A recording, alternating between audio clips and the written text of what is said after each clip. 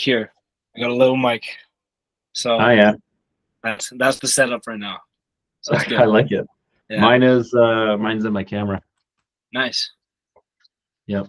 So Nightway, how Nightway. many have you done? How many trailers have been put in since I've left? I left on December 19th. Oh geez, probably. I'm actually not even in the threads anymore. So I went from having the phone full time, then being in the threads. So I'm not even sure anymore. It's probably one a day for 8 weeks. So Right. 10 weeks, 10 times 4, because we work 4 days a week. So 40, probably 40 we've moved. Maybe 30 though, because it's winter. Say 30. Right. Yeah. Yeah. No, winter was slower, but I don't even know. Like it has completely changed from me being setting up jobs and helping quoting work, scoping work, to I don't even know what's going on, which is awesome. It's been delegated well. That's a great part of the entrepreneurship journey, is removing yourself from the important and allowing other. Would you say you're doing that? Allowing other people to step in and kind of. I would say I'm not naturally a good delegator, but I have partners they're good at training. I'm good at leading from a crew, and I'm good at leading in coaching. I don't think I naturally delegate well. So I trust well, but I don't delegate well. And there's like this distinction that I'm still trying to wrap my head around which is which. But Aaron, obviously one of my partners, he's really good at it, and he's the one who has taken built some systems and then been training our replacement, which is Kevin. He's moving from the field into the office, and he's doing fantastic. So some people are good at that stuff. Aaron is really good at that. I would not consider. I am good at empowering people. I'm not sure that's technically delegating though, and I think there's actually a big distinction. I'm more like, here's this thing, you have the power to do it. I'm going to encourage you to go do it. So for instance, and then just like trust them to make their characters going to take care of mistakes. And I'll give you an example. So we're doing due diligence on this overhead door company we're looking at. Actually, sorry, it was a different one. It was a chocolate bar company. And we're the young man we're buying a overhead door, and he's going to become the CEO of that. But we're looking at a different business first. Is that Pranay? Pranay. So I was Pranay. Pranay is an all-star, but he's young. And so we're going through due diligence and working on the LOI and terms and whatever, vendor take back. There's a whole bunch of details that, have like long ranging impacts on the business. Then he creates it, sends it to me to look over. I send it back to him, and then he sends it back. And I realize, part of this is you're asking me as the senior partner or whatever to give you feedback as if I know all the answers, which I don't. And I sent it back to him, and I said, I'm actually not going to read this. Your updates on top of my updates. I trust your updates.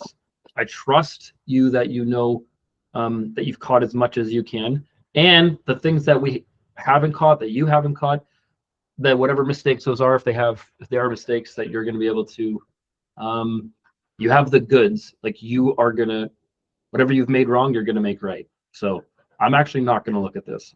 So they did a couple things. One, show that I trust him, and two, it's like, it also was like, I'm not going to receive the responsibility here. I want you as the leader of this thing to feel empowered, and it's your responsibility.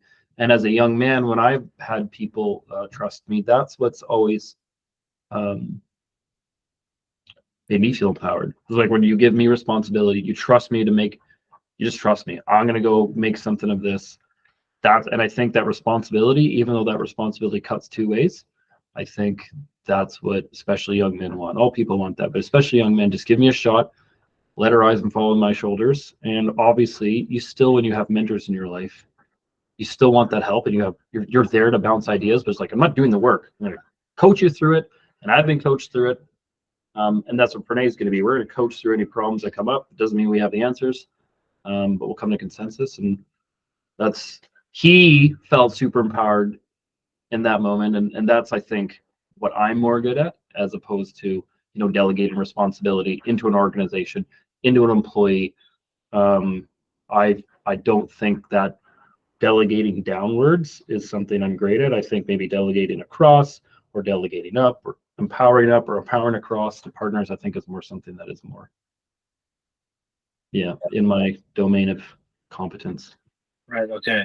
You mentioned being a mentor and having mentors. Uh, who have been some mentors from you, and what are some major lessons that you have learned from them? So many.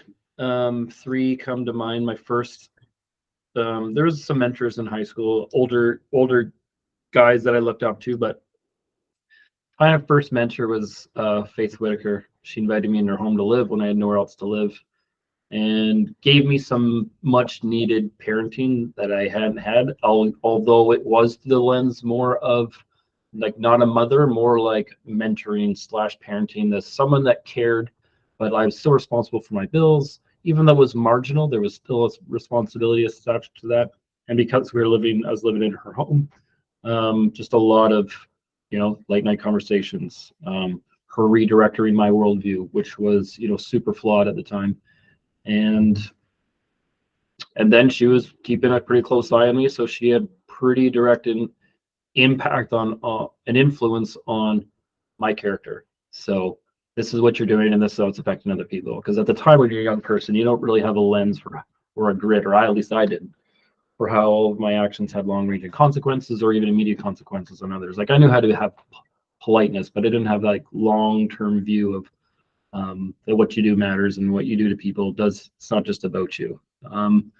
My other two people that come to mind was my father-in-law, who at the time was just my friend's dad.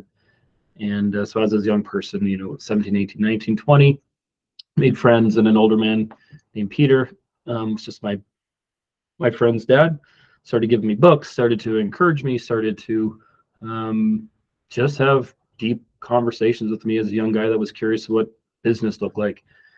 Eventually, he became my father-in-law and my business partner. And there was a season when there was no room for mentorship. But now, as he's going through his own journey and he's in his 60s, there's like a lot of mentorship on hierarchy of values, on doing what is right, just, and fair. And he interacts with like a lot of local business leaders, and so he sees, how do you say that right? One of the things that stands out is he says, I can't believe how people will debase themselves over a little bit of money. Meaning, say someone comes in and fights over a bill, and they're actually technically in the wrong, and they will fight over like $80 as if their life depended on it. And like your life rarely depends on $80 in North America. And just have like a really low character, lie, fudge the truth, and just how that's never worth it. Like that's such a bad idea. And then my other mentor, the one that probably had the most impact on me as the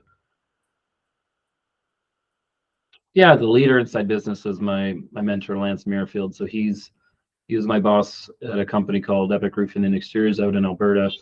And Lance gave me the grid for how to put your business first, and how it's like this separate entity that you have to take care of.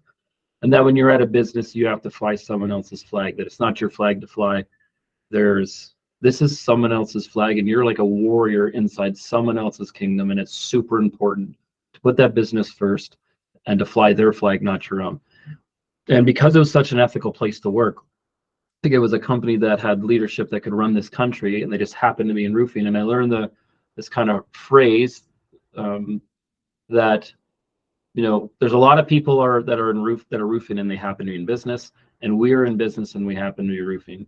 And then as the conversations got deeper and stronger, and he was like, 50 feet away from me at the most at any time, so I could just walk over to his office and have a chat. He was super open, super, like his door was always open. The other thing that really he grilled into me was like, we are aiming for what is right, just, and fair. Like that is what all of our decisions filter through. And that is actually, that language is biblical language, but it is actually what we carry, what's like anyone that knows me knows I just repeat that over and over and over and over again. And there's very few situations that you can't use that as a quick breath prayer, just a quick reference to reorganizing your hierarchy of values at any given moment, so to make sure that you're doing what's right, just, and fair. So if there's anything from that takeaway, other than all the skills of the project manager, other than how he trusted the journey, let me fail, let me take on a lot of responsibilities as young project manager, which is so huge. Again, trying to just empower young men. That was such a big deal. And so those three people definitely stick out as the people that there's been lots, but those people, they had not a lot to gain by investing in me, other than they just believed in me. And that part, that's a lot. If you feel like people have your back and they believe in you, it's like, that's like a superpower, but it's not yours. It comes from outside you. It's pretty powerful. So do you think people should rely on external forces, like you just said, like, let's say a superpower that comes from outside, as in people believing in you? Do you think that should lead to someone's success, or do you think it has to be intrinsic? Or how do you feel about a mix of both? I think it's super complicated, depending on who you are. It's kind of like asking, is a leader born or is a leader made? And you're like, well, it just depends. It's like a spectrum. Some people are born leaders, but it's more of a personality. Doesn't mean they have the character to lead. Everything in life rises and falls in leadership, but leadership is determined by character, and character determines destiny. So it's like, kind of comes back to character. There's a lot of conversations around his character, your personality, or his character, your skill sets, and like integrity. Like, so you get into really complex stuff, actually, if you think about it. So I think so I have some hacks. I'll answer it a different way. I think I'm actually, unfortunately, to my own almost embarrassment, that I'm actually externally motivated. There are things that I'm internally motivated, sure, but when it comes to like success or business, or I don't actually care too much to be disciplined. I wish I could say, like, I'm going to work out or do all these things, but really, I actually have to hack myself. I have to make promises because I am responsible, but I'm not super disciplined. So actually, I make a promise to somebody that I'm going to do something. And it's kind of that feeling of like the external motivation of getting approval, or winning someone over, or impressing them with my service, or whatever I do for them, that helps me, that motivates me. I wish it was internal, that it is doing the right thing, but unfortunately it's more of an external motivating factor. Now, there are other things in life that I am extremely internally motivated, and that's why I think it's not one or the other. So I think that's true for everybody, that some people are going to be hyper internally motivated, but they still want a little bit of external motivation. And there's other people in life that are like me, who have a little bit of internal motivation, but their external motivation is probably outsized. So as I get older, I'm working on that. As my insecurities get stripped away, then I become more internal. But where I'm at in my life, unfortunately, probably still mostly externally motivated. Right, I see. If there's a young insecure person, who's here on this podcast, and they're looking and wanting to be less insecure and more secure in themselves, for the sake of the podcast, they're interested in business, what are some things that they should be doing to secure themselves in their own identity? I think, okay, well, we'll keep biblical language out of it, because that's what my default answer would be. But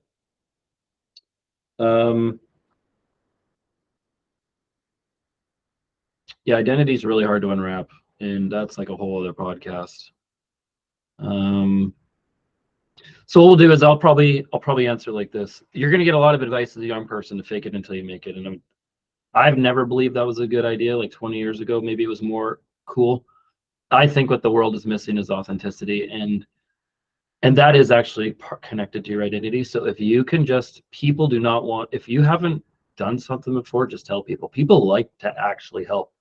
You could talk about, win friends and influence people, because if you've put yourself in a position where you need help, that puts them in the position of authority, and they like to be in the position of authority so they can help you. But you could analyze it any other way, but people really are craving people that are just authentic. So I would say first things first to a young person, because that's what we're talking to. Don't fake it till you make it. It's okay they don't have experience. Ask for help. Once you've done that, you've kind of put yourself in a situation to get some mentorship. And so I would start there, and then confidence kind of comes from competence. The only way you can go do things is by trying things. The only way people are going to give you a chance is if you're cheaper, so that the mistakes you make are baked in. That was actually one thing, tying it back to Lance. I was told by someone else in the company when I was getting hired, I applied for like a project management job to, he's like, oh, you should, everyone's getting paid more. You should ask for more. And I did, and he turned me down. And, he said his reasoning, I wasn't sure if he was clubbing me at the time, but he said, I'm going to train you slowly, and paying you less puts less pressure on you. And I was kind of like, nah, maybe you just want to be cheap, but it actually is the truth. When you're someone that doesn't have experience, you might be doing the job, you don't have the experience or the competence, and you are a suck and a drain on other people's responsibilities. Their responsibilities don't get, throttled just because you're in the organization. Is they have all the responsibilities, and if they're mentoring you, their workload goes up. And one part of a young person that they should be doing when they're taking on more responsibility is, or if they want to take on more responsibility, is they should try to make their direct reports life easier. If you make your direct, that's service. If you serve, but if you think of the lens of how do I make my job, my boss's life easier, and you go to work every day and you do that, you show up on time, you do the right things, and they give you a job, you do it on time, and you take on more responsibility, like you can go anywhere. You can go anywhere. So so part of being young and not having experience, it's okay to take less. You need to eat, but when you're young, you should never do anything for the money. You should do stuff for the experience. So kind of do those things. Be humble, right? Be authentic, tell the truth, which is all tied up in just saying, I don't know what I'm here to, and then overserve and over deliver. I think you're going to be fine. And the rest will come with, some of that just stuff does come with age, comes with experience, comes with exposure. I remember when I used to apply for jobs or see job postings or whatever, I would see that like 5 years experience minimum, and I thought, oh man, I got the goods. I can do that job. I just know I can. I see this other person that's being a project manager, and I could do that job better than that guy.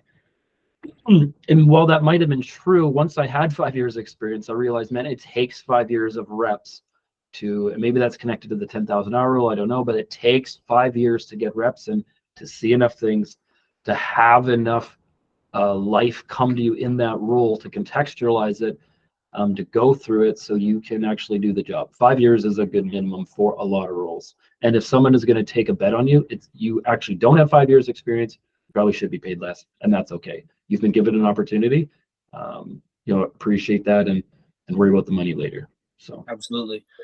So you might have heard, I believe there's a story of Charlie Munger and a financial intern who wanted to work for him and said, I would like to work for you for free. Okay. But Charlie Munger, for those who don't know, a great investor and Warren Buffett's partner, but he declined and said that's too expensive because it's good. Because if you have to work for someone for free and be lower than them, then they have to give you their time. Like their time is more important to them. And I think that's quite honorable of Lance, your boss, one of your early bosses, saying who's willing to give you the time of day, say, no, I'm not going to pay you as much. I'm going to leave you at where you are.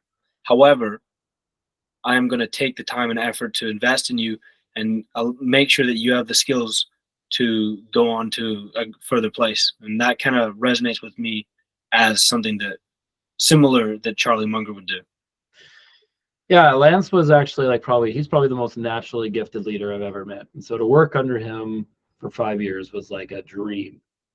And Charlie's right. Your time, I didn't understand at the time how much time, which was Lance's most precious resource, I was taking.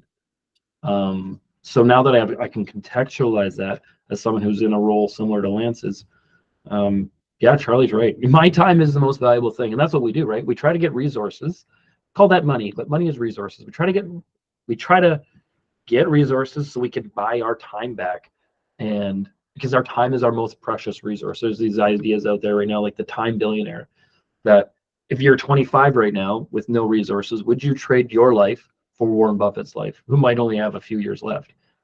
And Charlie Munger obviously just passed away in December. You're like, so you're a time billionaire. You have 1 billion seconds left in your life. You do not have you have all the billions of dollars, but you're 95. You can't, you're not as, You can't ride a bike anymore. right. Yeah. You're not as physically capable. You can't get around, like whatever. You only have a few. So yeah, as you as someone who just turned 40 and now has a relation, can contextualize my past and have a relationship with my time and understand why I made some decisions as a young person and how my childhood played into who I am now and all that stuff. Time is what I think more about time than I think about accumulating resources. This doesn't mean I don't think that accumulating resources isn't important. That's not something I don't think of. It's just like it's lower down on the hierarchy of values. It's just lower. So important, still even mission critical. It's just not the most mission critical. So on the ladder of values for you, yeah, what would they be and where would you place them? Let's say 5 values.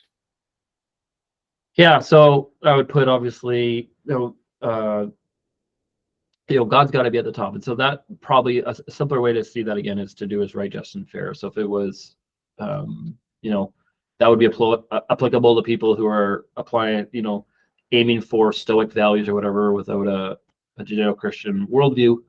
But that allows you to have this worldview that allows you to, if you're in line and acting in line with that you actually, your dopaminergic systems are actually aligned with that too. So it's actually very important that it's rewarding to do what you think is right, just, and fair. It's like you feel good about your life. And then because of that, then God organizes, for me, organizes the rest of my values. It's going to look different for other people, but for me, in my personal journey, it's God, it's doing what is right, just, and fair. And then it's my family, and then my wife inside that family. So that's like a whole group of value, but my wife sits up on top. My relationship with my wife, if I organize that correctly, treat her correctly as a mother of my children, it actually helps my family unit work better. It's way better for children to see a father and a dad treat their mother, a wife, good. So that's that hierarchy, and there's a hierarchy of values inside that. So that's 1, 2. 3 would be I'm a partner, so very serious commitments to my business partners, and that sits on top of our businesses to treat them doing what's right, just, and fair. And you can see how right, just, and fair is a theme that you can apply to all of them, but it's inside and sits above and inside. So my partners, and then it's probably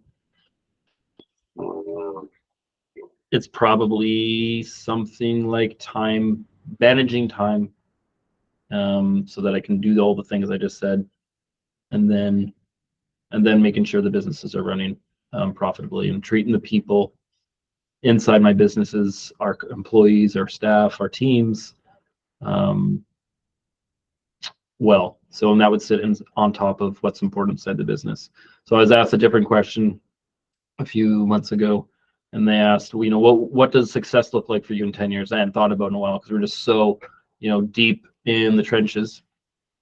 And I kind of like thought really quickly, and what came to mind, and I think it was kind of inspired, and I think it's the truth, is if we take care of our teams, if we take care of our staff, like really inside of our business, because that was the context of the question, if we put their needs at the top, we're going to be fine. If we provide a trajectory for our staff, for our young guys, same as us, a roadmap for them to take on more responsibility so that they go from strength to strength, glory to glory, so they can just go from little to much. They're gonna be successful, and then we're gonna in turn be successful. And so taking care of our guys, making sure there's steady employment, making sure there's opportunities to learn, grow, fail. Fail's important, fail forward. You fail or you learn, all that, or whatever. Lose or you learn, whatever it says. All that kind of stuff, that matters. So inside the business, even though it's like sounds like, oh, we got to go make money, that's actually not what I'm talking about. It's another set of values that sits inside that hierarchy of values. So nice. Yeah. You once told me, well, I'm going to give a little bit of context. So Okay. Collin was my boss, one of my bosses at Nightway, which is a mobile home renovation moving company uh, in Duncan, operating out of Duncan, British Columbia, Canada, on Crouch Vancouver Valley sounds sweeter, doesn't it? Or South Island, Mid South Island. South Island. Yeah. Yeah, yeah. So I was working doing as a laborer, just construction, and uh, we were doing a roofing job, and I was pretty inspired by Collin, and he is in private equity. He's doing venture capital. He's doing a bunch of different cool business things together. He's quite a role model for me, and I grilled him on the roof. So we were doing felt roofing and with flamethrowers. So Yeah. Colin would be on the Tiger Torch, and I'd be trying to shout at him questions about business, asking him what the monthly recurring revenue of this business was and that business. So I was always grilling him on the roof. So that's just a little bit of context. But one time on the roof, we were having a conversation, and it was getting cold. But I asked you, what is the key to your success? And you said your wife. How, and for young people on hearing the podcast, Yeah. a lot of young people are quite distracted about relationships. I would say I'm not in a relationship, but I definitely am focused on the next relationship I have definitely being like the one that I can maintain for the rest of life. That's my goal. And I was wanting your opinion because you say your success comes from your wife. Oh yeah, So man. how can a young person build a relationship with someone to make them their wife and to make them and be the best for their partner? Yeah, I know what you're asking. So this is probably an area of my life I care about deeply. And it is. So a couple things. Why do I say that? I'll answer that question first. First, my wife has an incredible amount of character, and our story is not it's pretty atypical, and that's a whole other podcast. But the reason I say that is I think as someone who has a lot of debt and controls a lot of debt and likes leverage that debt provides, the highest leverage relationship is your wife, is your spouse. If it is, there's two decisions that really determine your life, and your spouse is who you choose to marry is the most important decision you'll ever make outside of the number one. So the reason it matters is because I believe marriage is a multiplier. Whatever you bring in gets multiplied. Women know how to multiply. You give a wife a house, she turns it into a home. You give her seeds, she gives you children. And if you give her spite, she gives you hell. So, but if you give her, care and love, she reciprocates into love and respect, and you get to build a home together. And so all these things are like, it's leverage. The world's tough, the world's hard, and if you have to go home and it's harder at home, you're going to burn out, you're going to be resentful, you're not going to be able to unlock your superpowers, and your eyes will wander, your heart will wander, and it doesn't mean you'll wander to another woman. That means you can wander to another business. Your business will become more important. Your respect in the community becomes more important. I can genuinely say with all truth, like, it's more important for me that I have my wife's respect, because she knows me, because she really, that authenticity we touched on earlier, she knows who I am. Like, she knows me, warts, sin, whatever. She knows when if I'm faking it or whatever. And that's powerful, right? Someone knows me, still loves me. Someone knows the darkness, but also the light inside me, calls it out, both sides. And that's my wife. That's powerful. So if I got my wife's respect, I know that I'm on the right path. And if other people, with what I'm doing, upsets other people, that's okay. I know that someone else who has a really solid worldview is, has it as well. So how do you go about acquiring someone that is your life partner? Because my wife is also in business with me. And the other reason for my wife, why it's so important, is I'm standing on the shoulders of my father-in-law as my business partner, who's given me some opportunities, which is a whole other conversation. So that's another just realistic, practical, down-to-earth way, is that I married into not a wealthy family, not by any stretch, but just an entrepreneurial family. So that comes with other things. My wife understands the sacrifices I have to make if I have to work all night. Those things happen. She's not ragging on me. Why are you not home? There's not like the pressure at home. She's like, it's all good. I'm with you. I need you to keep the promise, because that's what we did. When you make a promise, we make a promise. And so she gets those things.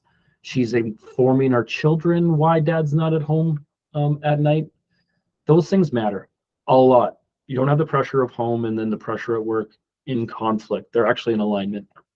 And so we can talk about that for a long time. I'll try to be briefer. So how do you acquire, stupid word, how do you pursue, how do you become is probably the right language. How do you become someone that, to get a great wife? Well, first of all, for me, I'm a man, so let's talk about that. You have to become someone worthy of a high caliber, high character person. This is probably going to sound offside or whatever, but women are actually sexually selective. So men marry across and down, and women marry across and up. So if you want to be a high caliber person, you have to actually be at their level or kind of be above. So you actually have to be to inspire a woman to marry you. You actually have to be the type of person worthy of you know, you gotta be a soul person. So one of the ideas you can imagine is you're running as fast as you can towards your goals. And obviously in my world it's towards God, but you can, whatever your goals are, you're running as fast as you can. And so at some point when you feel you're ready and your character's at the place, you look over to your left or to your right and you see someone and they're running towards that same goal, because that's really important, is alignment of values. If you don't have alignment of values, what the heck are you going to work on? What the heck are you going to build? You're going to build a something built on attraction or sex or anything. These things, how you organize your hierarchy of values inside attraction matters a lot. And so what you do is you're running and you look over and you go, hey, and they're running and they look over at you and they go, hey, and then you're like, would you like to come walk with me? And she goes, I would like to come walk with you. And so what you do now is you come together. So instead of your lives doing like this, where you feel like you're making sacrifices for each other, and that's important, but pardon me, woo, pardon me, edit, your paths, that's great. Your paths, they come together, and now you're running together. And that is what's truly powerful, is when two people are aligned. Now there's not friction, right? When you're doing this, you're causing friction. You're battling, but when you're doing this, yes, you're swerving, but you're swerving together, and you're working on the same goals together. And there's give and there's take, and it becomes this dance, and not a fight, not a combat. And it's not there's not room for conflict, but we can go deep into the weeds in this stuff, but it really matters, because then things turn into conflict, not fights. And you can conflict clean or you can conflict dirty. And so there's lots of little things that we've decided to do that there's a few areas of my life where I've been near perfect on. I've never gone to bed. We've been married 15 years now, never gone to bed angry at my wife. We have always dealt with it that day, or at least said, okay, I love you, I forgive you, let's put this off till tomorrow. And so that's reduced like our real conflicts, where there's like, raising voices or yelling. Obviously people the name call and do all sorts of stupid things, and it is stupid to do that inside a marriage. It's still less than, I think it's 3 or 4. Like it's still almost 0, and it's negligible. It's a rounding error. And then there's other things. I never assume that my wife is out to get me. So if something she does or says gets my nose at a joint, a couple things. One, respond with grace. I'm like, well, I just assume I'm going to give you the benefit of the doubt here. I'm not going to Then 2, I just kind of behave myself. It's okay to just go, you know what? I'm going to assume that you're not out to get me, that we are on the same team, and I'm going to, I'm just going to forgive you right away.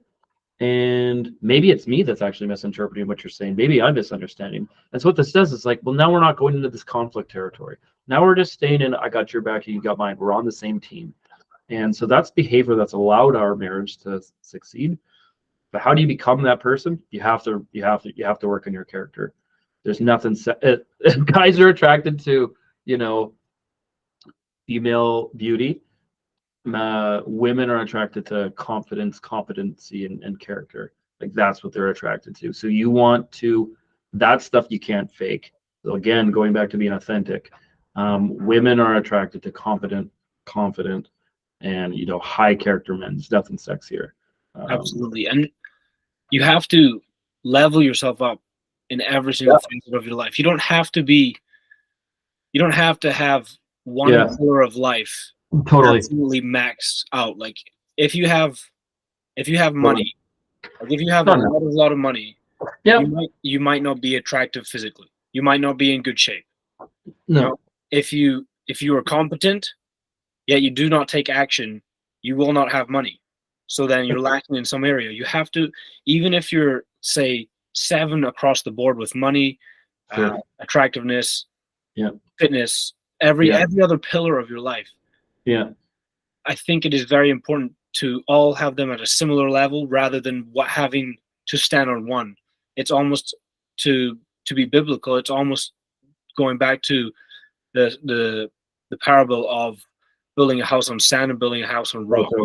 Totally. And if you have one pillar holding your house up, it's nothing holding the house up. You need a strong foundation, and if you have all those across the board, as you said, it's more attractive.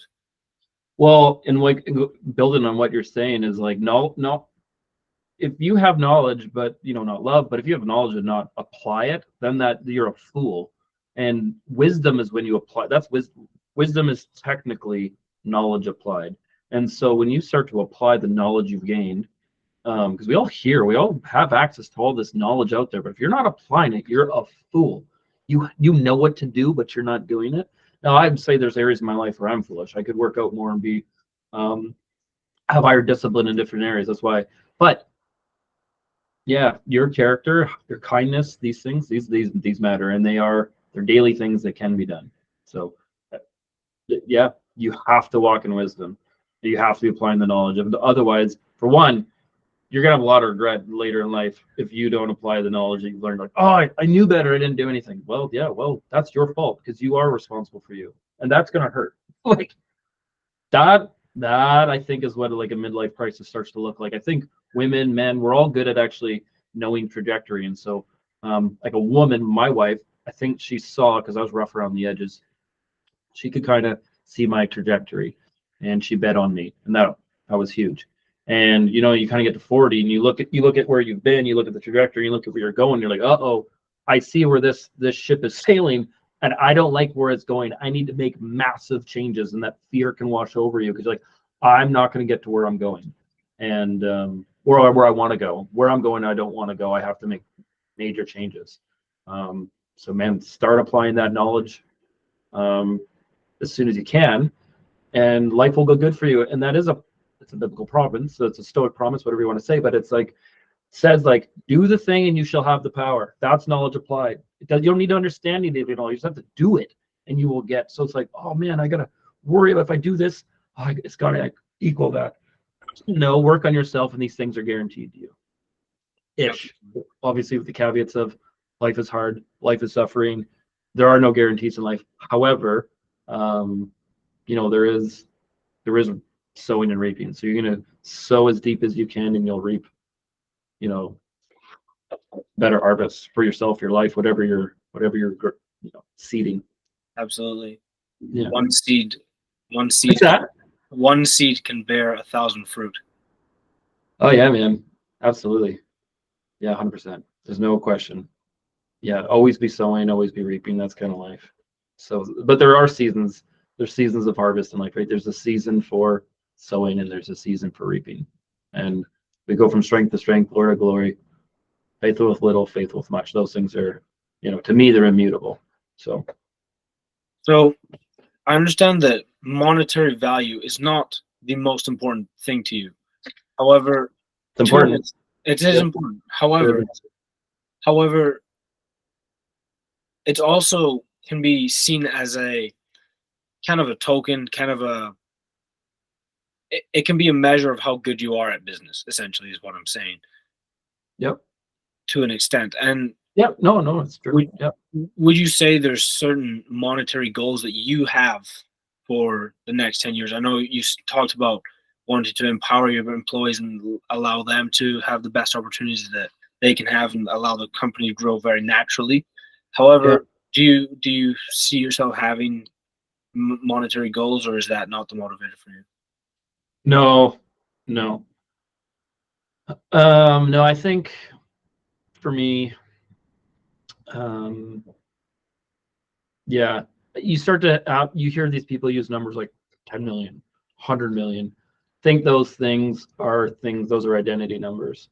It's nice to just have these nice round numbers, but why are they round? I don't like that. I like things like I want to be financially, I want to be free. Those are things we've aimed for. I want to have my time back, and that I want to be able to do what I feel is right, just, and fair, and um, that's it. So when you get to the end of your life and you got a big bank account, but you got broken marriages, you know, your third, fourth marriage, because people are disposable and people are like they're like a trophy, or they're you know they're like an accessory to your life, as opposed to giving meaning to your life. You know, I don't have any. That's not my worldview. There's a story.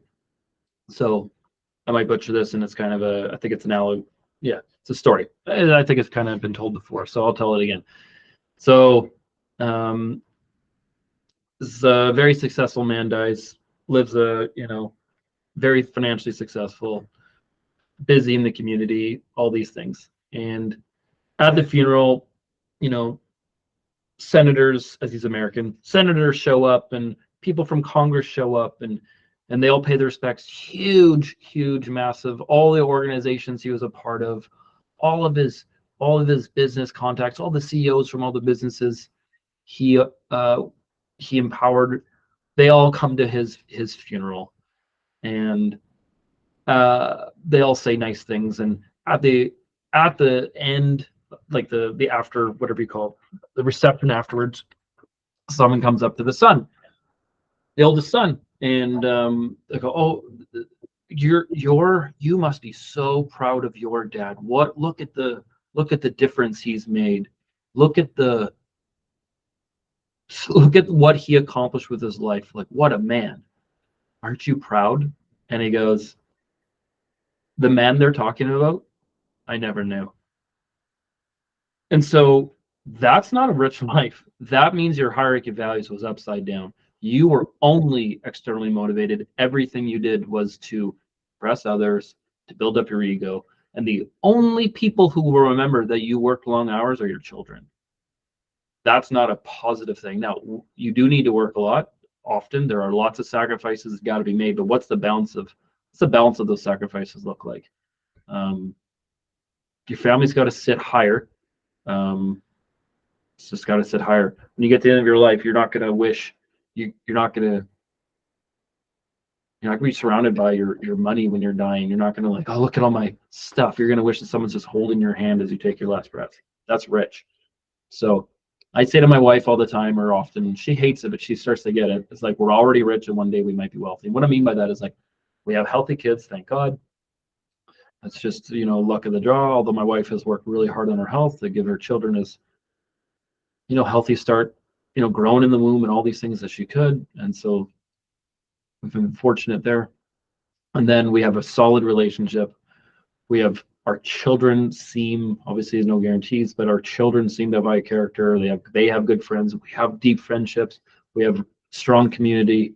We don't have strife in our life outside of stuff related to, just the cares of this world. So I believe the things we're invested in now is I'm going to have someone holding my hand when I give my last breath. And that's way more valuable. So 10 years out, $100 million, what, some stupid number that you're going to attach to my identity. I'm not getting my identity from, and my worth from my businesses. Now, it's not to say when I do get that, I'm working on not getting it. That's an imperfection. I'm talking about in the ideal. I still have my own insecurities that are being populated and propagated by being in business and, having imposter syndrome. But the more people I meet that are, way more financially successful than me, they're aiming for the same things. They're like, oh man, I made sacrifices in areas that I regret now. And I'm like, yeah, okay, I'm I'm just going to learn from that and agree that it's better to aim. And you got to understand, as a young person, especially if you want to be an entrepreneur, you're going to have to wrestle with your own ambition. Your own ambition is like, it's got to be put in the right place. That kind of that balanced life. You have to put it in the right place because your ambition is what you're wrestling with. That's what your children are wrestling with, and you have to put your ambition below your below your family. And that is how you, in the long term, you invest in your family, you invest in your children more, and they will see that and they will know. And maybe if I learn how to delegate, and then be that equation would be better. But we're in a place where we can delegate now, and we're just getting started. So that's a long answer, but the financial number, I got one. I think they might be handy for some people at some seasons of your life. They're not for me. So what does freedom look like for you then? Yeah, freedom for me is like, it's biblical freedom. It's the freedom Jesus offers. It's freedom that the true answer is for me is, walking day by day in what is right, just, and fair. That's freedom. And I think there's superpowers inside that. I think your true identity is unlocked inside there. I think seeking truth unlocks the freedom inside you. So, and the power that, yeah. But if you wanted to kind of a more, financial answer, it really is just having your expenses paid for by your cash flowing assets. So that's financial freedom. And if you're able to, doesn't matter how much you make, it matters how much you keep. So if your business is spinning it off enough, then you're free. And so if you can have a low enough number, then you're free. And so, we were free at like $3,000 a month. So financially, when our our long-term income from our real estate was at like $3,000, I was free.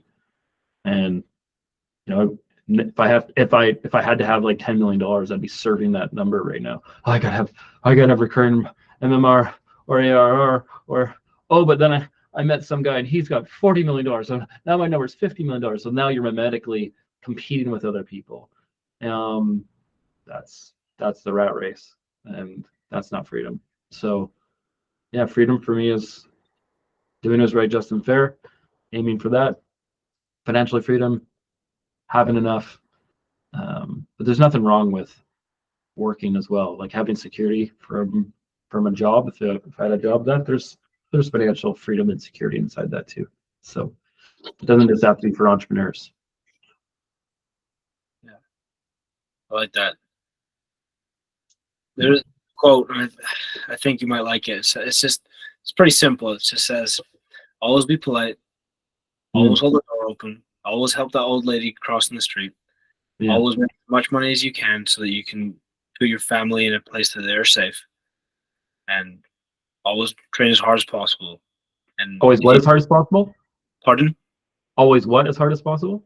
Train as hard as possible. Pray? Work train. Yeah. Train. Yeah. Always be kind. Yeah, don't lie. Don't steal, because God is watching. Yeah. Are you asking for my response to that? Not really. I just wanted to say. Yeah, no, I think, yeah. I mean, yeah, not much wrong with that. I'm pretty analytical when it comes to stuff like that. Yeah, it's pretty good. It's pretty good. Yeah. What are, obviously, I would say, from watching people do business and do business, I don't know if that's the right term, but I think it is. I think it's an action, right? Whether you're saying the right verb or not, I think you're trying to ascribe action to it. Yeah. And like in business, you have to have a bias to action. I don't think you're an entrepreneur if you don't have a bias to action. I think there's people that don't. Again, there's people that are roofing and they happen to be in business. So there are people doing X and they think they're in business. Like, no, you're not.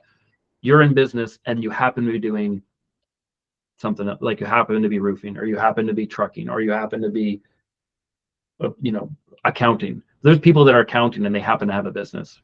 They are self-employed. They are not a business owner. And there, you can obviously get caught in the weeds, but there's a big difference between being an entrepreneur and being self-employed. Totally Can you different. explain to me the difference, please? Well, I think self-employed, for instance, you have a job. It just looks like how you pay your taxes, right? You're so independent minded. You're like, I got to own my own business.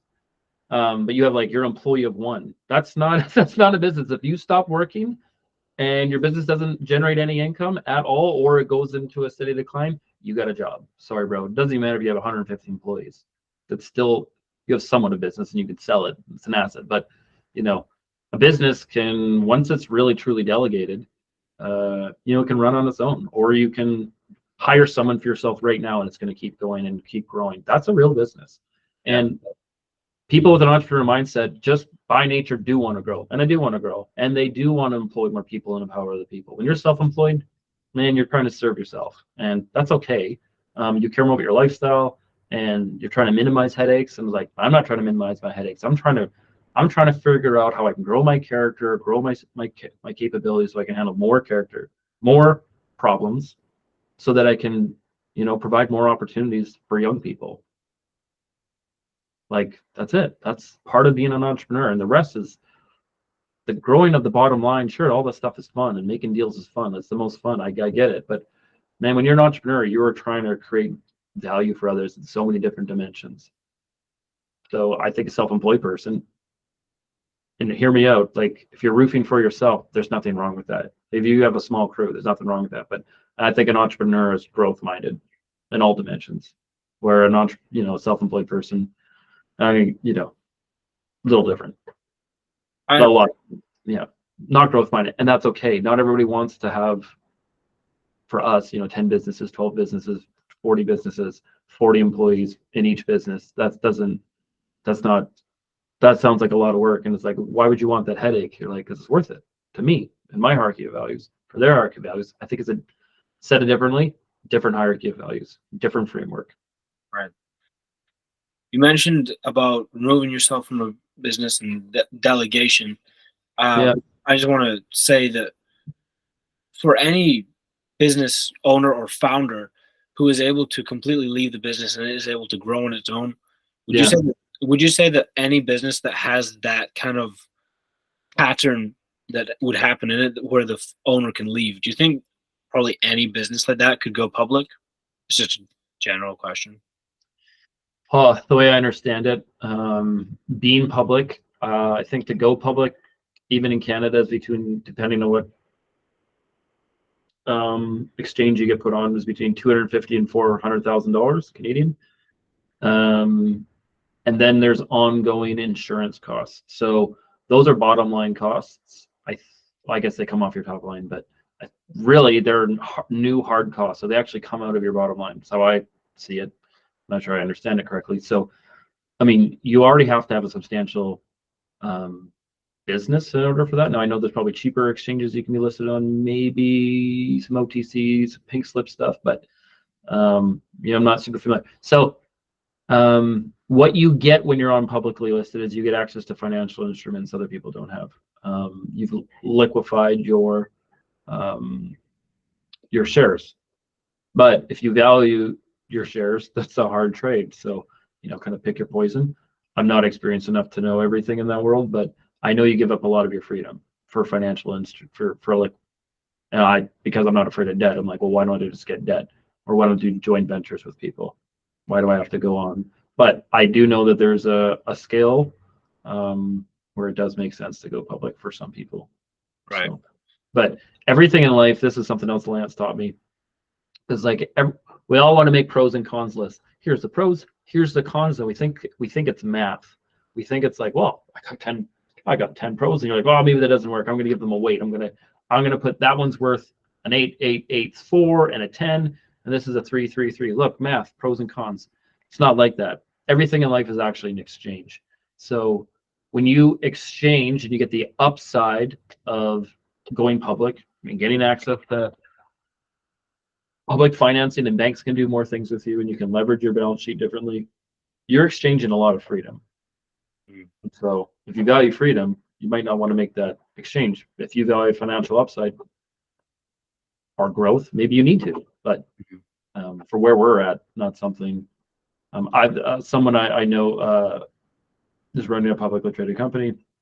Two people I know. One though I've known before he made that call, and then after. And it's hard, man. And they can't say publicly, I'm not sure this was a great idea. So that's hard. There's a lot of pressure on being public. Your behavior has to change. Right now you have to behave. You're getting paid to behave now. You can't say things. Your freedom of speech is throttled. There's a lot of things because now you have a fiduciary duty that you have, like a pledge that you've signed up for.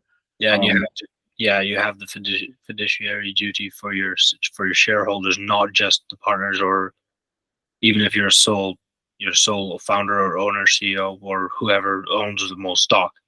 So if you keep 51%, your fiduciary duty is to yourself, and you can't. So yeah, everyone can fly a kite if they don't like what you're saying. But now you have like forced courage in areas that maybe like courage becomes a consideration in all these things that are already hard to say.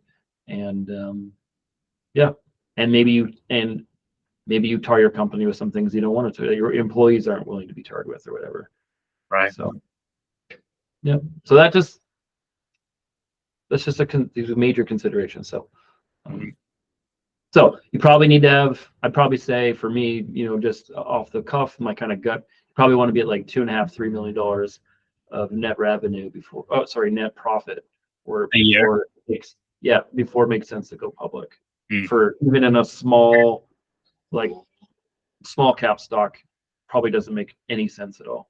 Yeah. Can you talk numbers right now? Are you allowed to? I'm allowed. Yeah. What do you want to know? Anything? Open book. Transparency. Open book. Well, obviously, I was with Nightway, so I'm interested in that. What's the numbers looking like? Revenue, profit? Yeah. So when we bought the company, I think it was, I think the revenue was 569. I know they had some money off the books. Probably shouldn't say that, but whatever. Or maybe I don't know that. Anyways, I think we bought it, was doing 569, showed no profit. This is our third year. Last year was a hard year, but we had some special projects, and we did, I think our revenue was 3.4 million and 800 and change of revenue that got added to our retained earnings. So that's WIP, like work in progress, inventory, and then actual cash profit. And then it's redeployed though, working in the business, sitting in our factory that we're building. And so 800 in profit our third year. So it's pretty good. Yeah, it's all right. Yeah, that's one of our businesses. Yeah. How much did you buy Nightway for again? Oh, great question. Call it 400. Might have been 300. We bought it for assets. Right. So it could have been 350. It might have been 350. Or I think it was 3. It's funny how those things, like at the time, they feel like the biggest thing ever. Once you're in it, you can't even remember. So essentially, from what I take from that is that if a business is not making profit, you do not have to, you only buy based on how much profit is making, essentially, like how much cash flow it's collecting, because you bought below the revenue. Well, revenue means something, but when you're buying a business, again, it's how you weight things inside your hierarchy, your framework for purchasing a business, and what you're trying to do. And it's a hard. That's just. So you'd have to pick a topic, and then you'd have to give it a weighting. So okay, we bought this business because we wanted to do life and business together as friends, and this was something we could do. It was a trucking company that was a sneaky real estate business, because my true passion is real estate. So because it's moving homes, there's this natural part of the business that buys and sells homes, and there's a lot of arbitrage inside that. And because we love mobile home parks, which would be fun to own, which are covered land plays, that was really exciting, and a lot of stuff trades off market. And by owning a business that moves all the homes to the mobile home parks, we knew we were going to meet mobile home operators, and we would get opportunities to buy things off market, which is happening. And so there was a different kind of strategy in line that we saw that lined up with our values, lined up with the wanting to do life and business with my friends. And also kind of wanted to do private equity, whatever the heck that means, start a family office. And this was kind of our first foray into that. So we bought it, became the operators, took a throttled wage. We didn't really understand the business. And so we made sacrifices to make it work, and we had other things going on. So so that also justified, taking a throttled wage.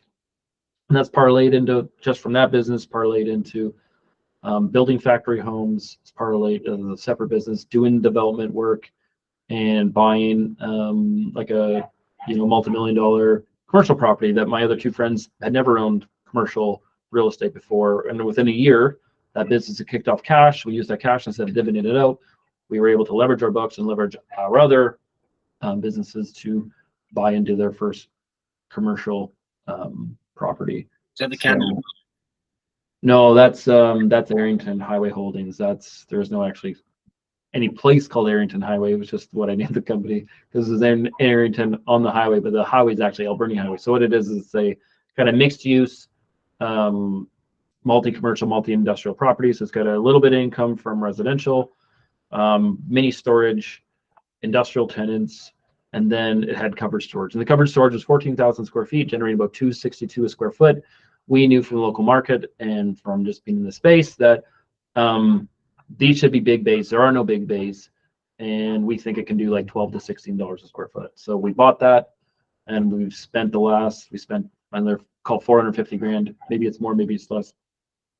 Renovating that 14,000 square foot, blocking in the doors, pouring cement pads, and turning it into 28 bays of big bay storage, averaging 14 to 40. Some are 20 by 40, some are 15 by 40, but whatever, say 14 by 40. And those were renting for $130 a square foot. Now they're renting for between $550 and $600 a square foot. So I think that's a little less than, I don't know the numbers, if it's 10 or 12 bucks a square foot, but it's fully rented, fully absorbed. The day we, put the last door in, first tenant moved in. So, last tenant moved in. So that was a great little business strategy. We bought that, survived COVID, survived this big rate hike, bought it an 8 cap. Now it's like a 13, 14 cap, and so it's like so in real estate, you can either find value or you can add value. This was like we found value and then we added value, and self-performed. Most of the work self-managed. So there's equity inside there, hidden. Don't really know how that all works, but yeah. So, what do you mean by cap? Is that cap rate? Is your purchase price divided by your net operating income. So after all expenses are paid, how much is left? So is that the same as EBITDA? Not really. I mean, kind of. I think net operating income, I think, is EBITDA.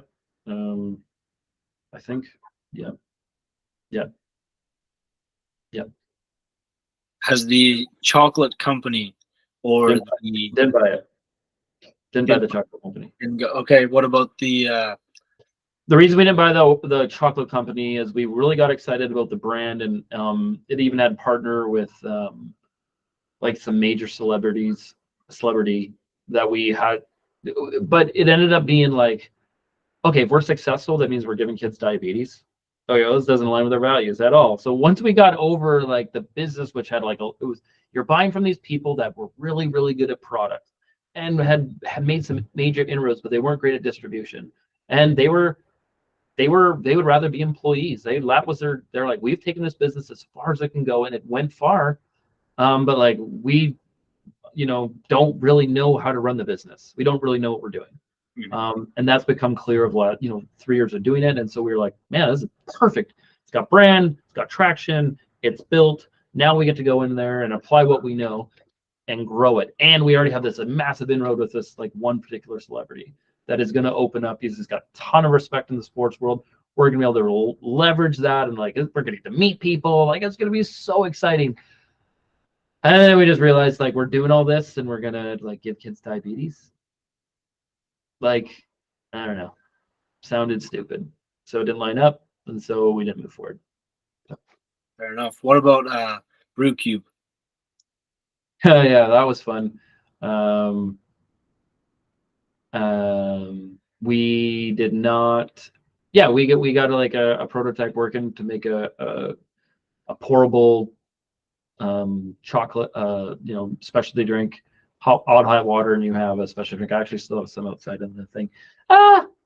Yeah, we just focused on something else. It was fun. Just decided not to go for it, for pursue other opportunities, and then just had to.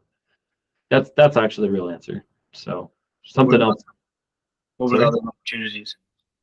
So we've been working on closing this overhead door company that small operator, great name in the business, willing to stay on and train, has never built anything in the back end, no CRM.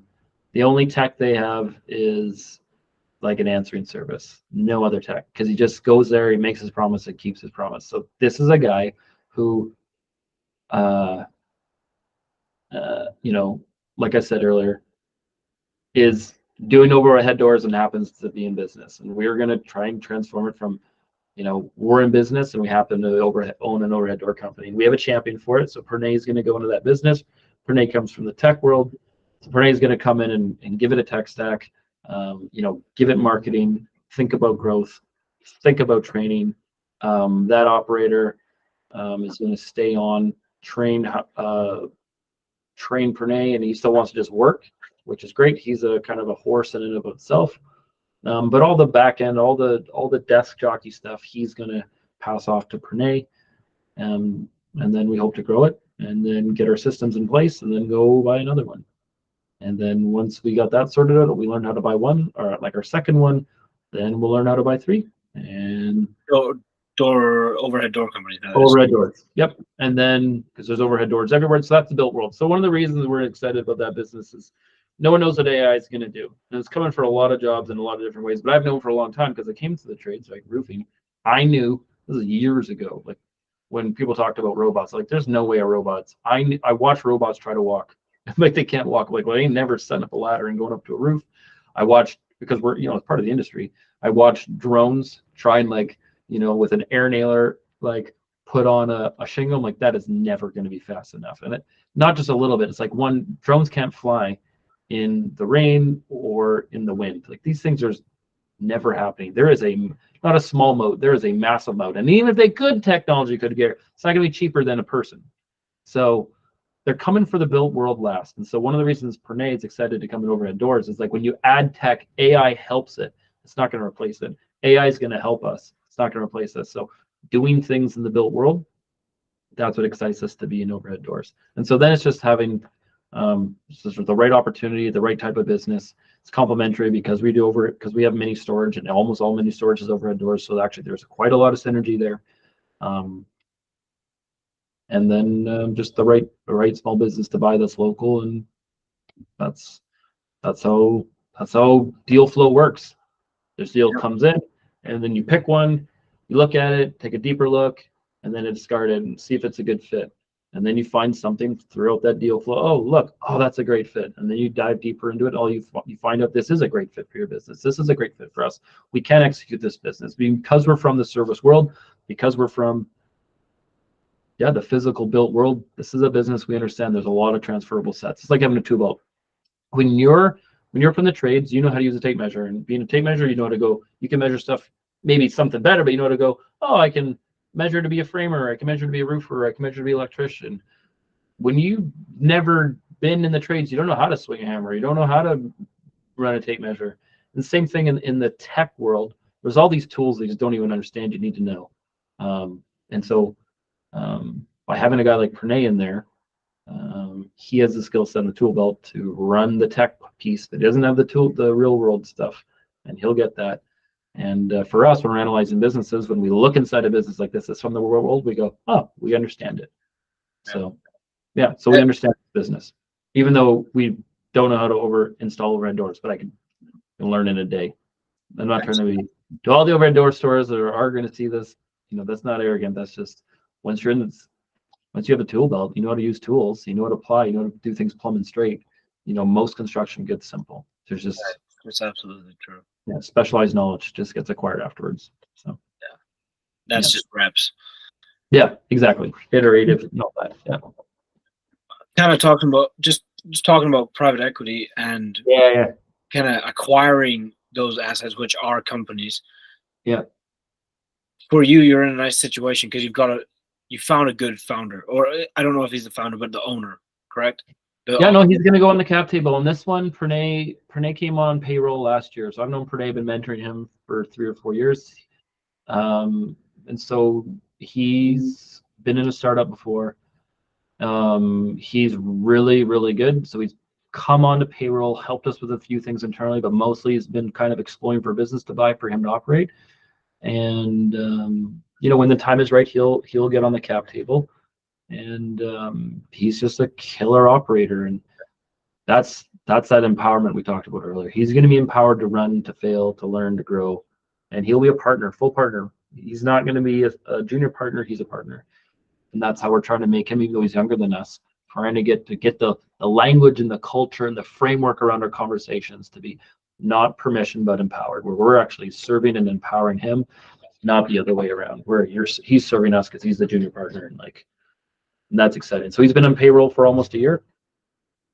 And, that's the cost of bringing people and young people that are super successful or have a lot of potential, is taking big swings and betting on people. And people have bet on me, people bet on my other partners. And so now we've already learned it. We know that it works. There are certain people that you can bet on and will reciprocate. That betting doesn't brew entitlement, it brews character. Right. Pranay mentioned to me that running a business, in the first 4 weeks of running a business, he learned more than he learned at 4 years of running business school. Do the thing and you shall have the power. Not read the thing, not watch the thing, not observe the thing. It is do the thing and you shall have the power. And that knowledge is power. So by doing business, by owning one, by running one, whatever the right word is, you're going to learn real quick. It's just like I learned about stocks till I was blue in the face. I read probably 20 books before I made 20, probably 15 to 20. I was just generally interested in investing in money. And when you have none, you got to read. And before I made my first investment, I tell you, once I made my first investment, and maybe I'd read all that, but it's all like click, click, click, click, click. I learned way more or retained way more. So most of the stuff I know now and I talk about or that comes quickly to mind is the stuff I learned by doing, not by reading. Absolutely. Reading is doing. It's not the same. It's like 2%. It is not the same. It is not the same. As you said, wisdom is nothing without application. Yeah, wisdom is knowledge applied. Yeah. And so going to business school is not going to prepare you for owning a business, running a business, doing business. It won't. How can a young person prospecting at going to become a partner in a company, say like yours, how can they prepare themselves for being in that position? Because it's tough. Yeah, there's a lot of avenues. Like there's so many avenues. There's not just one avenue. I'm not even gonna say all the avenues. I don't even know all the avenues. But I mean, it could look like what Pranay's done. Pranay started a business, didn't really work out. Pranay's now come on with us because he's built relationship, and now he's proven himself that he's worthy of trust, and we're buying this is like still significant business, even though it's not big. It's still significant. It's still 7-figure business we're putting on the line here. But because we trust Pranay, we want to have the incentive structure right for him as an operator. It's not going to work for everyone, but for him as an operator, when he's able to buy in, and anyways, that's a whole other conversation. But that's one way, is meet people that want a champion. There's people like us in private equity that we want champions. We want people that like, look, we'll empower you. Yeah, we get some of the lion's share, but like you get a piece of the action. You get a piece of your upside. You're not working. You're in business kind of still for yourself, but not by yourself. And that's powerful. So that's an avenue. Another avenue is just start something. Like there's businesses like roofing, which is, a great money. Nobody wants to do it. That means there's money in it. There's a lot of money in roofing. There's a lot of money in power washing. You can buy a power washer for $450. And this is what's really important. Is like most business, especially service businesses, is governed by if you make a promise, you have to be willing to keep a promise. And that's it. That's contracting, that's life, that's business. If you make a promise, keep it. And be a good communicator. If you do those things, you can go make $1,000 a day with a $450 pressure washer.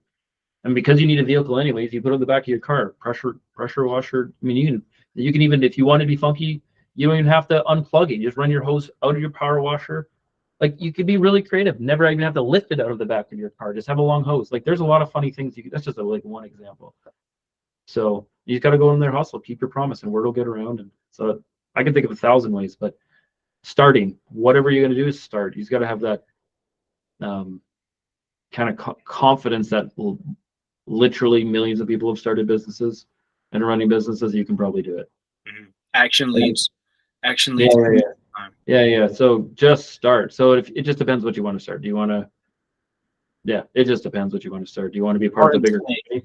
Yeah, you're not going to raise, unless you're some prodigy. You're probably not going to raise money on your first purchase and buy a $20 million, EBITDA business, and then which is like $100 million purchase.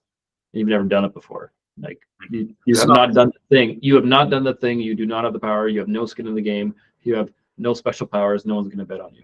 Yeah. You can. Yeah.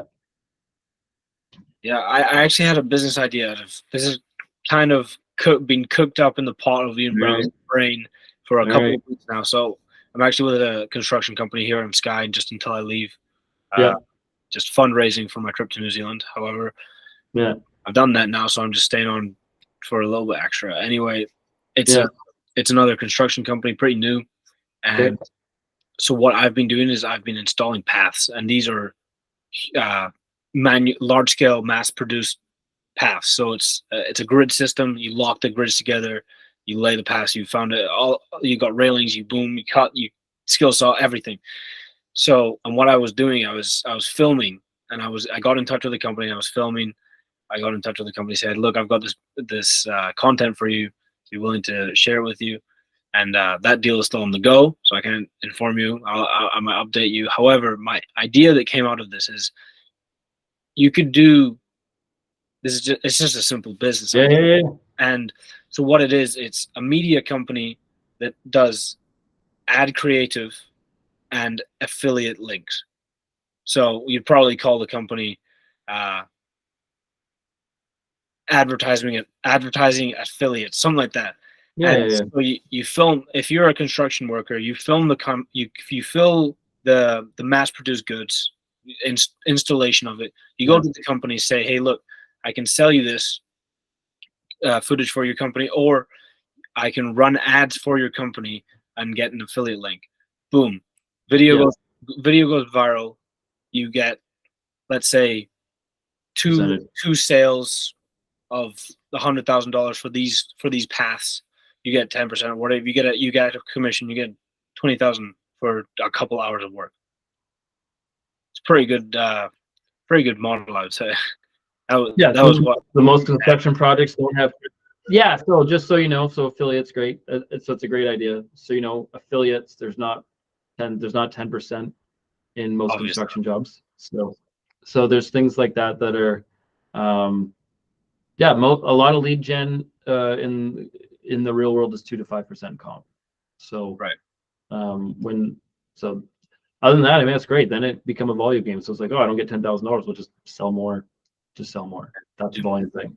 And you're going to face a lot of rejection. Who cares? That's life. So you can face rejection, and if you're in a sales, that's going to be amazing. And lots of. So again, for people, there are people that want to outsource some of those business things, right? Again, if there's a guy building paths, and he's building paths and happens to be in business, he still wants the fruit of being in the business. Of course, there's room to do that work for him, and he put content out there, so he's still getting recognized and known and doing some work. That's kind of like social media is a kind of like the new word of mouth. Even if he's posting it to his content, if you're making it for him, he's just posting it, and then his network's sharing it. Like, that still has a lot of value. It does. It absolutely does. Yeah. So obviously the great thing with affiliate is you can track what upside you're creating. So because obviously affiliate links are totally different than just providing the service of like, hey, here I'm building content for you, pay me, $5-10 grand, whatever. Totally different. So that's great. Simple. I love it. Yeah. No, man. Again, just start. Don't fall in love with an idea. Be willing to iterate, pivot, add, delete, whatever. So always got ideas flowing. Yeah, just tell people, hey, like I think how I would frame that is still the truth. It's like, hey, I got a knack for this stuff. I grew up digitally native because I'm only 18, 19, whatever you are now. So you're like, hey, I'm digitally native, so I think I get this. I'm going to be able to help you get some leads for your business where you just got to do what you're doing, and I'm going to film you doing it. And then like, so for no extra time for you, your business should be able to grow. So you can just focus on installing. And you're like, and I'm only going to get paid, if you feel like you got great content or whatever, or whatever. So there's ways to throttle expectations if you're new to things, but you just got to be rough. We're living in a digitally like an age where I think being honest about that stuff matters. But maybe I'm old and just, I know people that faked it till they made it and did really well, but that was in a time when no one knew how to build a website. Right? They're like, oh, like we build websites, and like, do you really build websites? Wait, how many have you built? One. But right. One. But in the past, that was a strategy that was legit because no one built websites. Yeah. There wasn't tools. You had to actually do. There wasn't. Yeah, completely different 20 years ago. Do you think that in business, do you think you have to not fake it till you make it, but you have to? I want your opinion on this. I think in business, you have to go when you're going to prospective clients. You have to go to them with the confidence that you will provide them with like a good service. So that, because if you say, oh yeah, we have never had any clients before, you would be our first, this, that, we're unexperienced. If you go to a client and say that, they're not really going to want to work with you. No, I disagree. I think two things. I think people love working with young people. You just have to change the payment. You might just have to change the payment arrangement, right? So, like a lot of creative work, sometimes it's like 50% upfront and then down. It's like you might not have the right to a deposit because collecting deposits is like the reason you collect deposits when you're a business is because the trust issue is with the person that's going to pay. But when you're dealing with a young person, the trust issue is on whether they're going to deliver. And so, a young person's like that's charging by the hour. It's like, dude, like, oh, I worked for 40 hours on this. Like, I could have went to school for 20 hours on like a 20-hour course, and I could have done better on this. Then it would have taken me 5 hours, or I could have hired a professional. It would have cost me, whatever, half the price. So, and those are real world situations I've seen. So there's, just be willing to do it differently. Like, hey, you don't have to just like confess all these things. Like, hey, just getting started. Like people start business all the time. Just I would say be upfront about that and speak to your strengths. You don't need to share your dirty laundry. Well, I've never had a customer before. It's like, well, you have had customers before in different ways. You're like, this is how I've served. And people do actually like the transparency. Yeah, but people also like giving young people a shot. People like being a part of the journey. Yeah. People love to say I gave that guy a shot. It's powerful to give young people a shot. Right? It's powerful. It's really powerful. But don't expect to be paid for every hour that you give into it because you're like, oh, I worked for 400 hours or 40 hours and I only got paid $40. Like that's how it works, man, because you still got paid to learn. Exactly. Right. Exactly. Paid to learn is the best thing. If you are in a job, well, this is advice for young people that I've been lucky enough to kind of benefit from. So what it is, if you're in a job where you're not learning, you need to leave. 100%. I mean, it depends on what your goals are, because some people aren't willing. Some people are just want to go to work, be treated with respect, and then go home and live their life. All of their interest is outside of work, and that's okay. And that's okay. That is okay. Yeah, that's okay. For those people who are more correct growth.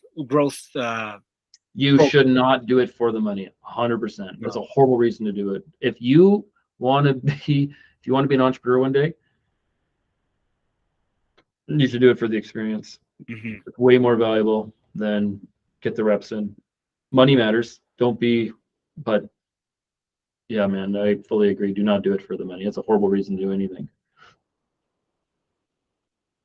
Yeah. Awesome. Yeah, man.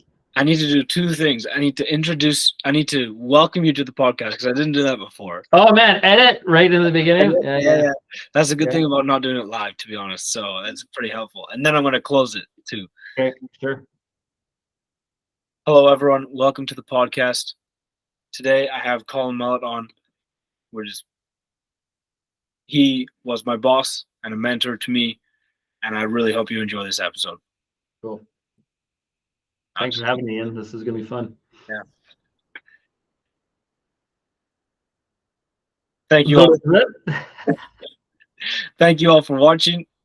Yeah. Thank you all for watching. I'll see you in the next episode. If you enjoyed this content, please subscribe, and I will see you later. Thanks, Ian. Keep going, buddy. This is awesome. You got it. Thank you.